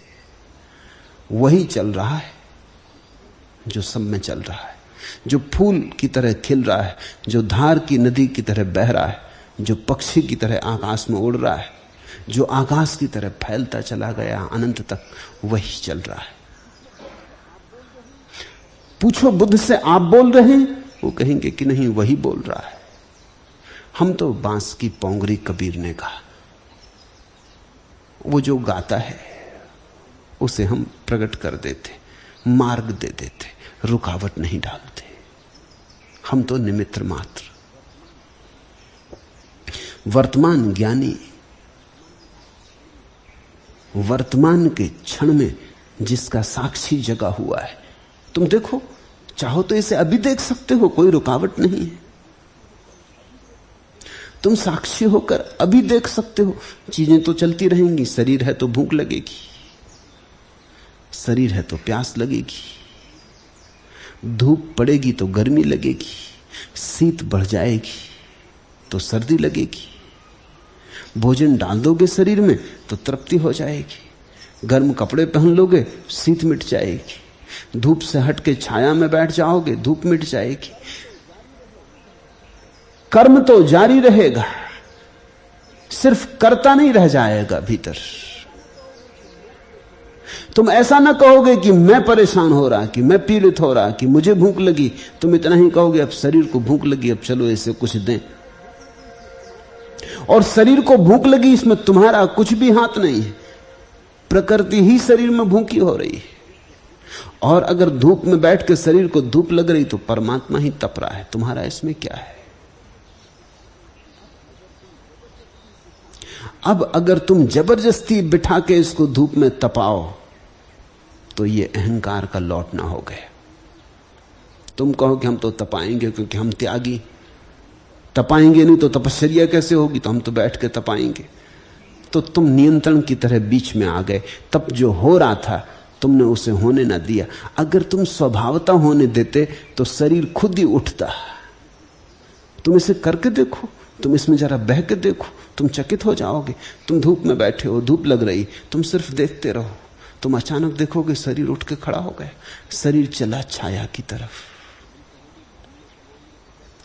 तुम कहोगे कि हम न चलाएंगे तो कैसे चलेगा? तुम फिर गलत बात कह रहे हो, तुम्हें पता ही नहीं, तुमने कभी प्रयोग नहीं किया। भूख लगी, शरीर चला रेफ्रिजरेटर की तरफ, तुम सिर्फ देख रहे हो, तुम न रोकना न चलाना। ये परम सूत्र है, स्फुरना से जीना, जो हो उसे होने देना, न शुभ अशुभ का निर्णय करना, तुम हो कौन, न पाप पुण्य का हिसाब रखना, जो होता रहे, जो होता जाए उसके साथ बहते चले जाना। ब्रह्मा से चींटी पर्यंत 4 प्रकार के जीवों के समूह में ज्ञानी को ही इच्छा और अनिच्छा को रोकने में निश्चित सामर्थ्य है। इच्छा और अनिच्छा दोनों ही ज्ञानी की रुक जाती, भोग त्याग दोनों, इच्छा यानी भोग, अनिच्छा यानी त्याग, पसंद नापसंद दोनों रुक जाती। क्योंकि ज्ञानी कहता हमारा चुनाव ही कुछ नहीं, जो होगा, जो स्वभावता होगा, हम उसे देखते रहेंगे, हम उसे होने देंगे, हम ना उसे झुकाएंगे इस तरफ ना उस तरफ, जो स्वभावता होगा हम उसे होने देंगे। ये बात तो सुनो, ये बात तो गुनो, इस बात को जरा तुम्हारे हृदय पर तो फैलने दो, जरा प्राणों में इस बात का प्रकाश तो पहुंचने दो, तुम पाओगे ये बड़ी मुक्तिदायी बात है। जो होगा होने देंगे, हम कुछ भी नानुच ना करेंगे। भोगी कहता है और भोग चाहिए, भूख खत्म हो गई तो भी खाए चला जाता है। शरीर तो कहता है रुको, अब शरीर की स्फुरना कहती बस हो गया, अब मत खाओ, लेकिन भोगी और खाए चला जाता है। भोजन में भोग नहीं है, जब शरीर कहता है नहीं और तुम खाए चले जाते हो तब भोग है। फिर त्यागी है, शरीर तो कहता है भूख लगी और त्यागी कहता है हमने उपवास किया है, ये पर्यूषण चल रहे हैं, हम उपवास से हम नहीं खा सकते, मांगते रहो चिल्लाते रहो। शरीर को जो भूख लगी वो तो नैसर्गिक है, अब तुम जो जबरदस्ती कर रहे हो वही अहंकार आ रहा है। जबरदस्ती में अहंकार है, हिंसा में अहंकार। हिंसा 2 तरह की है, भोगी की और त्यागी की। लोग मुझसे आके पूछते हैं आप अपने सन्यासियों को त्याग क्यों नहीं सिखाते? बड़ा मुश्किल है। मैं अपने सन्यासियों को सहजता सिखाता हूं, न भोग न त्याग। उतना खाओ जितना सहज शरीर की स्फुरना मांगती है, उतने सो जितनी सहज शरीर की स्फुरना कहती, उतना श्रम करो, उतने बोलो, उतने चुप रहो जितना सहज होता है। असहज मत होने दो। जहां असहज हुए वहीं संतुलन खोया, संन्यास गंवाया। 2 तरह से संन्यास गंवा सकते हो। संन्यास का अर्थ ही संतुलन है, सम्यक न्यास, ठीक ठीक बीच में ठहर जाना, न इस तरफ न उस तरफ। त्यागी सन्यासी है ही नहीं, हो ही नहीं सकता, उसी तरह नहीं हो सकता जैसे भोगी सन्यासी नहीं हो सकता। दोनों झुक गए, सन्यासी तो बीच में खड़ा है। सहजता उसका अनुशासन है। परमात्म स्फूर्ति एकमात्र उसके जीवन की व्यवस्था है, वही उसकी विधि है। इसलिए ज़ैन फकीर बोकोजू ने कहा, जब किसी ने पूछा आप करते क्या हो, तुम्हारी साधना क्या है, कहा कि जब भूख लगती भोजन कर लेता, जब नींद आती तो सो जाता। पूछने वाला चौंका होगा। पूछने वाले ने कहा यह भी कोई बात हुई, ये तो हम सभी करते, ये तो कोई भी करता है, ये कौन सी बड़ी बात हुई। बोकोजू हंसने लगा। उसने कहा कि मैंने तो अभी तक मुश्किल से इन्हें गिने लोग देखे जो ये करते।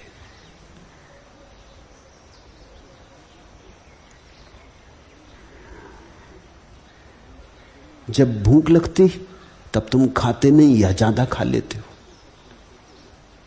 जब नींद आती तब तुम सोते नहीं या ज्यादा सो जाते हो। या तो कम या ज्यादा। कम यानी त्याग, ज्यादा यानी भोग। ठीक ठीक सम्यक यानी सन्यास। उतना ही जितना सहज होता था। सहज के सूत्र को पकड़ के चलते रहो, मोक्ष दूर नहीं। सहज के सूत्र को पकड़ के चलते रहो, समाधि दूर नहीं है। साधो सहज समाधि भली। वो जो कबीर ने सहज समाधि कही है, उसकी ही बात जनक कह रहे, अपने गुरु के सामने निवेदन कर रहे। वो कह रहे हैं कि समझ गया, आप मुझे उकसा ना सकोगे, क्योंकि बात सच्ची घट गई है, मुझे दिखाई ही पड़ गया। अब आप लाख इधर उधर से घुमाओ, आप मुझे धोखे में न डाल सकोगे। अब तो मुझे दिख गया कि मैं साक्षी हूं, और जो स्फुरना से होता है। न तो मैं उसे रोकने वाला, न मैं उसे लाने वाला। मेरा कुछ लेना देना नहीं। मैं दूर खड़ा हो गया हूं। भूख लगती खा लूंगा, नींद आ जाएगी सो जाऊंगा। बोकुजू से किसी ने और एक बार पूछा कि जब तुम ज्ञान को उपलब्ध न हुए थे तब तुम्हारी जीवनचर्या क्या थी? तो उसने कहा कि तब मैं गुरु के आश्रम में रहता था, जंगल से लकड़ियां काटता था और कुएं से पानी भर के लाता था। फिर उसने पूछा, अब जबकि तुम स्वयं गुरु हो गए और तुम ज्ञान को उपलब्ध हो गए, तुम्हारी जीवनचर्या क्या है? बोकुजू ने कहा, वही जंगल से लकड़ी काट के लाता हूं, कुएं से पानी भर के लाता हूं। उस आदमी ने कहा, तो कि फिर फर्क क्या हुआ? बोकुजू ने कहा, फर्क भीतर हुआ है, बाहर नहीं हुआ। फर्क मुझे पता है या मेरे गुरु को पता है। काम में फर्क नहीं हुआ, ध्यान में फर्क हुआ है। कृत्य तो वैसे का वैसा, लकड़ी अब भी काट के लाता हूं लेकिन अब मैं करता नहीं हूं। पानी अब भी भर के लाता हूं लेकिन अब मैं करता नहीं हूं। मैं साक्षी ही बना रहता। कृत्य चलते चले जाते। कृत्यों के पार एक नए भाव और एक नए बोध का उदय हुआ, एक नया सूरज चमका है।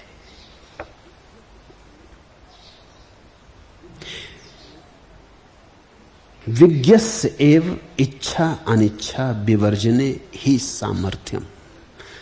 कहते हैं ज्ञानी की बस एक ही सामर्थ्य है कि वो इच्छा और अनिच्छा दोनों से मुक्त हो जाता है। वो न तो कहता ऐसा हो और न कहता है ऐसा नहीं हो। वो कहता है जैसा हो मैं राजी, जैसा भी हो मैं देखता रहूंगा, मैं तो दृष्टा हूं, तो कैसा भी हो फर्क क्या पड़ता है? हार हो तो ठीक, जीत हो तो ठीक। हार तो तेरी, जीत तो तेरी, सफलता तो तेरी, असफलता तो तेरी। अब मैं देखता रहूंगा, जीवन को देखूंगा, मृत्यु को भी देखूंगा। एक बार साक्षी उठ जाए तो सारा जीवन रूपांतरित हो जाता है। प्रभु मर्जी। जीसस सूली पे लटके आखिरी क्षण कहने लगे, हे प्रभु ये तुझ मुझे क्या दिखा रहा है? क्या तूने मेरा साथ छोड़ दिया? लेकिन चौंके, खुद की ही बात समझ में आई गई, ये मैंने क्या कह दिया, शिकायत हो गई। ये तो ये हो गया कहने का मतलब कि मेरी मर्जी तू पूरी नहीं कर रहा है। ये तो मेरी मर्जी को मैंने ऊपर रख दिया और प्रभु की मर्जी को नीचे रख दिया। ये तो मैंने उसे सलाह दे दी, ये तो मैंने सर्व को नियंत्रण करने की चेष्टा कर ली। तो कहा कि नहीं नहीं, क्षमा कर, क्षमा कर दे, भूल हो गई, तेरी मर्जी पूरी हो। मुझे तू भूल ही जा, मेरी बात को ध्यान में मत रखना, बस तेरी मर्जी पूरी हो। प्रभु मर्जी, प्रभु मर्जी। अगर प्रभु शब्द का उपयोग तुम्हें रुचिकर लगता हो, अरुचिकर लगता हो, कोई जरूरत नहीं, शब्द ही है। सर्वेच्छा कहो, सर्व की इच्छा, समग्र इच्छा, समग्र की इच्छा, अस्तित्व की मर्जी, जो तुम्हें कहना हो। इतनी ही बात ख्याल रखो कि व्यक्ति की मर्जी नहीं समष्टि की। जब तक व्यक्ति की मर्जी से जीते हो संसार, जब समष्टि की मर्जी से जीने लगे तो मोक्ष। मोक्ष यानी स्वयं से मोक्ष। जो है, जो हो। इसमें मैं बीच में ना आऊं। जो दृश्य देखने मिले देख लेंगे, मरुस्थल तो मरुस्थल, मरुद्धान तो मरुद्धान। इसमें मैं बीच में ना आऊंगा। जो हो, जो है। अन्यथा की चाह नहीं। इच्छा अनिच्छा के विवर्जन का यही अर्थ है। न विधि न निषेध। विधि निषेध का कंकर नहीं है ज्ञानी, गुलाम नहीं है। ज्ञानी किसी अनुशासन को नहीं जानता, सर्वानुशासन में लीन हो जाता। कोई भी आत्मा को अद्वय और जगदीश्वर रूप में जानता है। कोई ही कभी, विरला, आत्मा को अद्वय और जगदीश्वर रूप में जानता है। वह जिसे करने योग्य मानता है उसे करता है, उसे कहीं भी भय नहीं है। आत्मानम अद्वयम कश्चित जानाति जगदीश्वरम यद्वेति तत् स कुरुते न भयम तत् कुत्रचित्। समझो, कभी कोई विरला ऐसी महत घड़ी को उपलब्ध होता है जहां बूंद को सागर में लीन कर देता है, जहां अहम को शून्य में डुबा देता है, जहां सीमा को असीम में डुबा देता है। कोई विरला कभी। धन्य भागी है वैसा विरला पुरुष। होना तो सभी को चाहिए, लेकिन हम होने नहीं देते। हम अड़ंगे डालते रहते। होना तो सभी को चाहिए, सभी का स्वभाव सिद्ध अधिकार है, लेकिन हम हजार अड़चने खड़ी करते, हम होने नहीं देते। ये बड़े मजे की बात है, तुम चकित होगे सुन के कि तुम जो चाहते हो वही तुम होने नहीं देते। तुम्हारे अतिरिक्त तो और कोई तुम्हारा दुश्मन नहीं। तुम आनंद चाहते हो और आनंद होने नहीं देते, क्योंकि आनंद हो सकता है सहजता में। तुम स्वतंत्रता चाहते हो, स्वतंत्रता हो नहीं देते, क्योंकि स्वतंत्रता हो सकती है केवल सर्व की स्फुरना के साथ एक हो जाने में। तुम चिंता नहीं चाहते, दुख नहीं चाहते, लेकिन तुम बनाए चले जाते हो, क्योंकि चिंता और दुख है संघर्ष में। समर्पण में फिर कोई चिंता और दुख नहीं, बहोधार के साथ। ये गंगा जाती सागर को तुम इसी के साथ बह चलो। इसमें पतवार भी चलाने की कोई जरूरत नहीं। छोड़ दो नाव को, तोड़ दो पतवार को। ये गंगा जा ही रही सागर। धार के विपरीत मत बहो। गंगोत्री जाने की चेष्टा मत करो, अन्यथा तुम टूटोगे, दुखी और परेशान हो जाओगे। जो भी प्रकृति के प्रतिकूल जाता वही टूटता। नहीं कि प्रकृति उसे तोड़ती, अपने प्रतिकूल जाने से ही टूटता। जो प्रकृति के अनुकूल जाता उसके टूटने का कोई उपाय नहीं। जो संघर्ष ही नहीं करता वो हारेगा कैसे? जो विजय की आकांक्षा ही नहीं करता उसकी कोई पराजय नहीं। छोड़ो अपने को जाती ये गंगा, चलो बह चलो इस पर।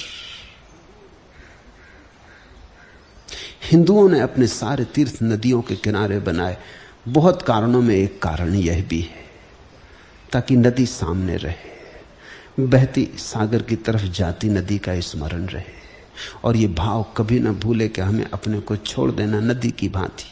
नदी कुछ भी तो नहीं करती, सिर्फ बही चली जाती। बहने में कोई प्रयास भी नहीं है, चेष्टा भी नहीं है, कोई नक्शा भी लेके नदी नहीं चलती। गंगा जब निकलती गंगोत्री से कोई नक्शा पास नहीं होता कि सागर कहां है। बिना नक्शे के सागर पहुंच जाती, सभी नदियां पहुंच जाती। नदियां तो छोड़ो, छोटे छोटे झरने, नदी नाले, वे भी सब पहुंच जाते हैं, खोज लेते हैं मार्ग। बिना किसी शास्त्र के एक तरकीब वे जानते हैं। कि उल्टे मत बहो, ऊंचाई की तरफ मत बहो, बहते रहो, जहां गड्ढा मिल जाए वहीं समाते जाओ। स्वभाव पानी का नीचे की तरफ बहना है, बस इतने स्वभाव की बात नदी जानती। नदी के किनारे बैठकर हिंदू तपस्वियों ने, सन्यासियों ने, मनीषियों ने, कुछ भी नाम दो, एक ही सत्य जाना कि नदी जैसे बहने वाले हो जाओ, पहुंच ही जाओगे सागर। बहने वाले सदा पहुंच जाते। कोई ही कभी अद्वय और जगदीश्वर रूप को जानता है। जगदीश्वर रूप को जानने के लिए तुम्हें अपना रूप खोना पड़े, उतनी शर्त पूरी करनी पड़े, उतना सौदा है। तुम अगर चाहो कि अपने को भी बचा लूं और प्रभु को भी जान लूं तो यह असंभव है, यह नहीं हो सकता। या तो अपने को बचा लो तो प्रभु खो जाएगा, या अपने को खो दो तो प्रभु बच जाएगा। अब तुम्हारी मर्जी। और जो अपने को खो के प्रभु को बचा लेते हैं, तुम ये मत सोचना कि महंगा सौदा करते। महंगा सौदा तो तुम कर रहे हो, अपने को बचा के प्रभु को खो रहे हो। कंकड़ बचा लिया, हीरा खो दिया। जिनको तुम ज्ञानी कहते हो, उन्होंने महंगा सौदा नहीं किया, वो बड़े होशियार हैं। उन्होंने कंकड़ छोड़ा और हीरा बचा लिया। तुम्हारे साथ सिवाय दुख और नरक के है ही क्या? तुम हो तो सिवाय पीड़ा और चिंता के है ही क्या? तुम तो एक कांटे हो छाती में चुभे अपनी ही। इसे बचा बचा के क्या करोगे? इसको जो समर्पण कर देता है वही कोई विरला। आत्मानम अद्वयम कश्चित जानाति जगदीश्वरम, वही कभी क्वचित कोई जान पाता प्रभु को। और जो उसे जान लेता, यद्वेति तत्सा कुरुते, फिर वो कुछ नहीं करता। फिर तो वह जिसे करने योग मानता, वह जिसमें तुमने अपने को समर्पित कर दिया, वह जिसे करने योग मानता है वही करता है। फिर उसकी अपनी कोई मर्जी नहीं रह जाती। यत् वेत्ति ता सा कुरुते, वह तो वही करता है जो प्रभु करवाता है। खूब जवाब दिया जनक ने, ठीक ठीक जवाब दिया। अष्टावक्र नाचे होंगे, हृदय में प्रफुल्लित हुए होंगे। इसी जवाब की तलाश थी, इसी उत्तर की खोज थी। तस्य भयम कुत्रचित् न, और फिर ऐसे व्यक्ति को कहां भय? जिसने परमात्मा में अपने को छोड़ दिया उसे कहां भय? भय तो तभी तक है जब तक तुम लड़ रहे हो सर्व से, और भय स्वाभाविक है क्योंकि सर्व के साथ तुम जीत सकते ही नहीं। तो भय बिल्कुल स्वाभाविक है। मौत घटने ही वाली है, हार होने ही वाली है। तुम्हारी यात्रा पहले से ही पराजित है। सर्व से लड़के कौन कब जीतेगा? अंश अंशी से लड़के कैसे जीतेगा? तो भयभीत है, कपरा है। इससे छोटा सा बच्चा अपने बाप से लड़ रहा है, कैसे जीतेगा? फिर वही छोटा बच्चा अपना बाप का हाथ पकड़ लिया और बाप के साथ चल पड़ा, अब कैसे हारेगा? परमात्मा के साथ अपने को एक स्वर, एक लीन, एक तान में बांध देने पर फिर कैसा भय? तस् भयम कुत्रचित् न। शास्त्र कहते हैं ब्रह्मवित् ब्रह्मेव भवति, जो ब्रह्म को जानता वो स्वयं ब्रह्म हो जाता है। फिर कैसा भय? जानते ही वही हो जाता है जो हम जानते। तुमने क्षुद्र को जाना तो क्षुद्र हो गए, विराट को जाना तो विराट हो जाओगे। तुम्हारा जानना ही तुम्हारा होना हो जाता है। ब्रह्मवित् ब्रह्मेव भवति। और शास्त्र यह भी कहते तरति शोकम आत्मवित्, और जिसने स्वयं को जान लिया वो समस्त शोकों के पार हो जाता है। फिर उसे कोई भय नहीं, दुख नहीं, पीड़ा नहीं।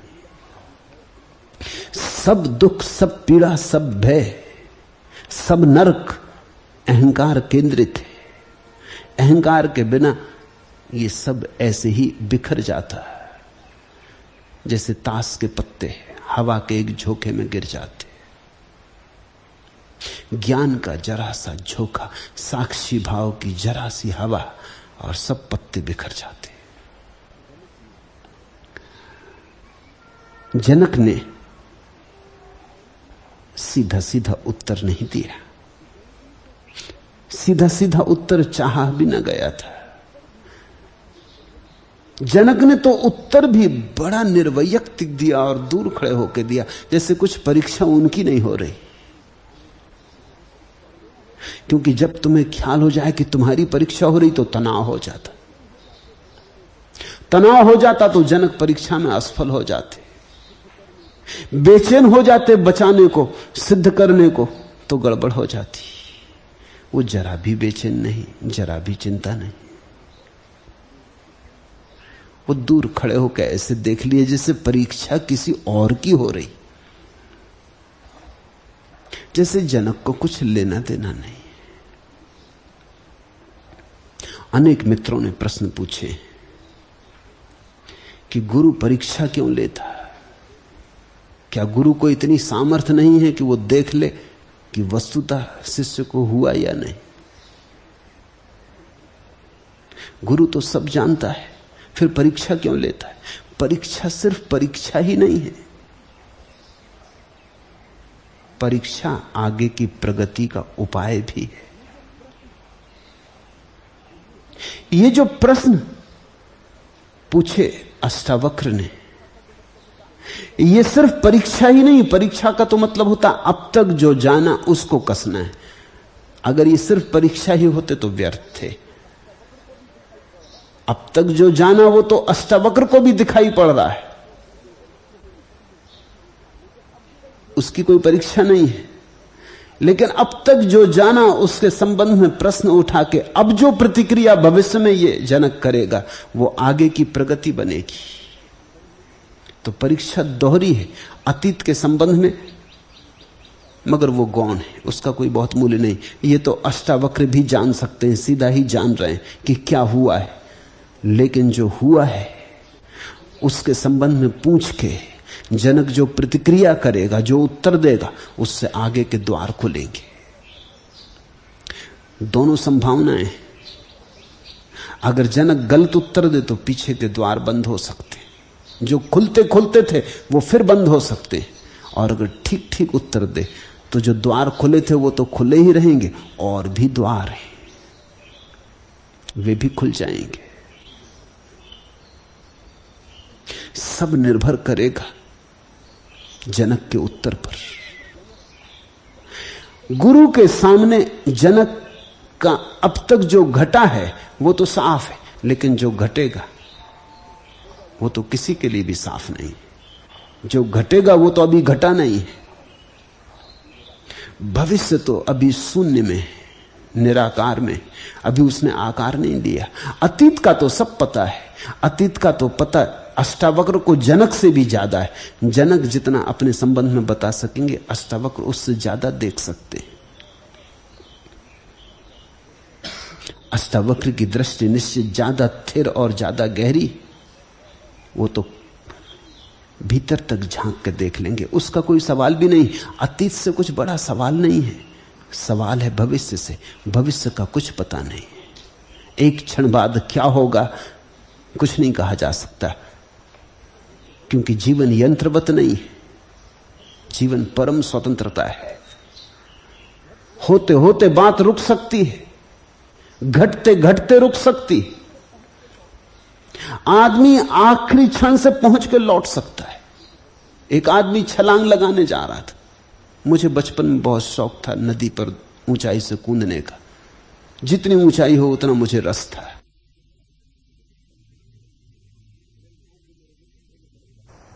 अब मेरे साथ जो मेरे मित्र थे वो बड़े परेशान रहते थे, क्योंकि अगर मैं कूद जाऊं और वो ना कूदे तो उनके अहंकार को चोट लगे, मगर कूदे तो उनके प्राण संकट में। तो कभी कभी मैं देखता कि कोई हिम्मत करके दौड़ता है, मेरे साथ दौड़ रहा है कूदने के लिए, 40 फीट या 30 फीट की ऊंचाई या 50 फीट की ऊंचाई। फिर धीरे धीरे तो मुझे रस इतना आने लगा कि वो जो नदी के ऊपर रेलवे का पुल था उससे जाके मैं कूदने लगा। वो तो बहुत ही खतरनाक था, उस पर कोई मेरे साथ दौड़ के आता आता आता आता बिल्कुल आखिर में मैं तो कूद जाता, वो खड़े ही रह गए। बिल्कुल आखिर पे आ गया था, कोई शक सुबह न थी, मेरे साथ दौड़ा, किनारे पे आ गया था। एक बार तो ऐसा हुआ कि पचमढ़ी में, मेरे गांव से थोड़े फासले पर पहाड़ी स्थान है, वहां के एक जलप्रपात में हम कूदने गए। तो मेरे एक मित्र थे जो मेरे साथ बहुत जगह कूदे थे, काफी ऊंचाई थी, घबरा गए, कूद भी गए लेकिन बीच में एक जड़ को पकड़ के लटक गए। क्या करोगे? कूद भी गए, ऐसा भी नहीं कि न कूदे हो, कूद भी गए लेकिन बीच में एक जड़ को पकड़ लिया। मैं जब पानी में नीचे पहुंच गया, डुबकी खा के ऊपर आया, तो मैंने कहा अब ये बड़ा मुश्किल हो गया, उनको उतारना बड़ा मुश्किल हो गया।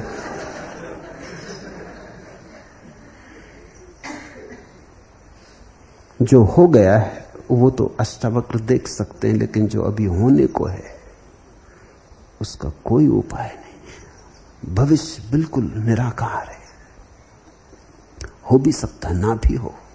तो इसको तुम परीक्षा ही मत समझना।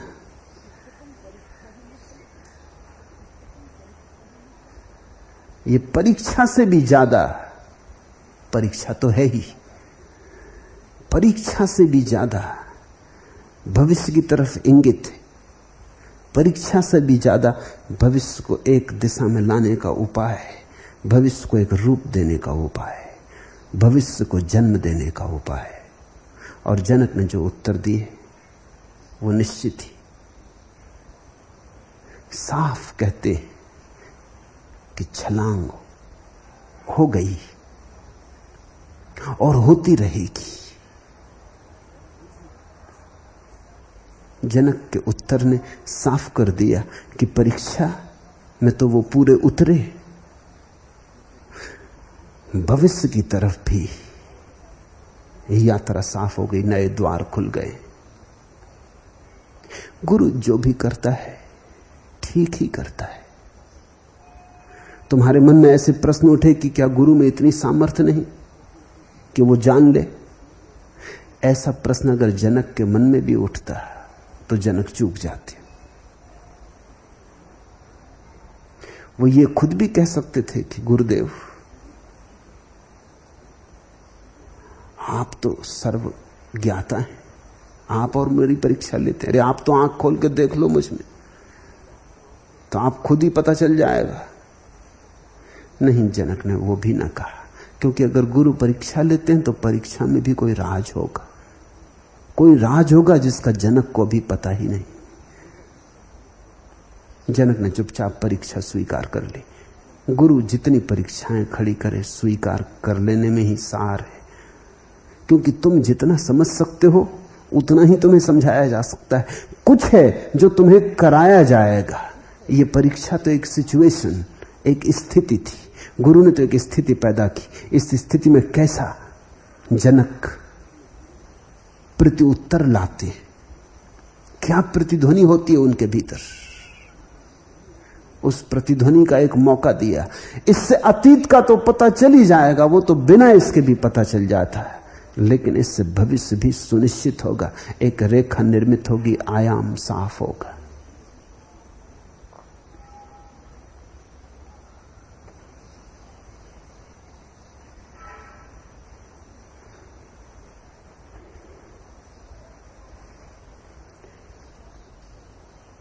ऐसा प्रश्न एकांत मित्र ने नहीं, अनेकों ने पूछे।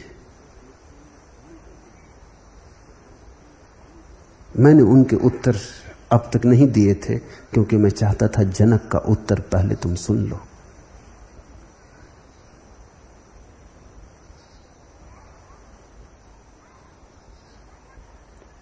जैसे मैंने स्वभाव की पीछे चर्चा की,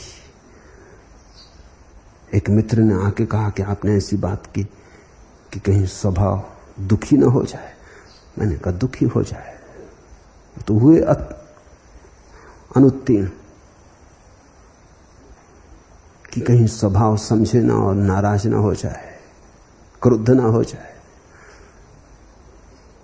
क्रुद्ध हुए तो फिर मैंने जो कहा कि हाथी तो निकल गया, पूंछ रह गई, पूरा सिर तो उन्होंने घुटा लिया, चोटी रह गई। तो हाथी तो निकल गया, पूंछ अटक गई, तो फिर पूंछ के द्वारा पूरे स्वभाव अटक गए। नहीं, लेकिन स्वभाव ने बुरा नहीं माना, न दुख लिया, समझने की चेष्टा की। ऐसी चेष्टा जाती रही तो हाथी तो निकल ही गया, किसी दिन पूंछ भी निकल जाएगी। स्वभाव ने ठीक किया है। हरिओम तत्सत। आज इतना है।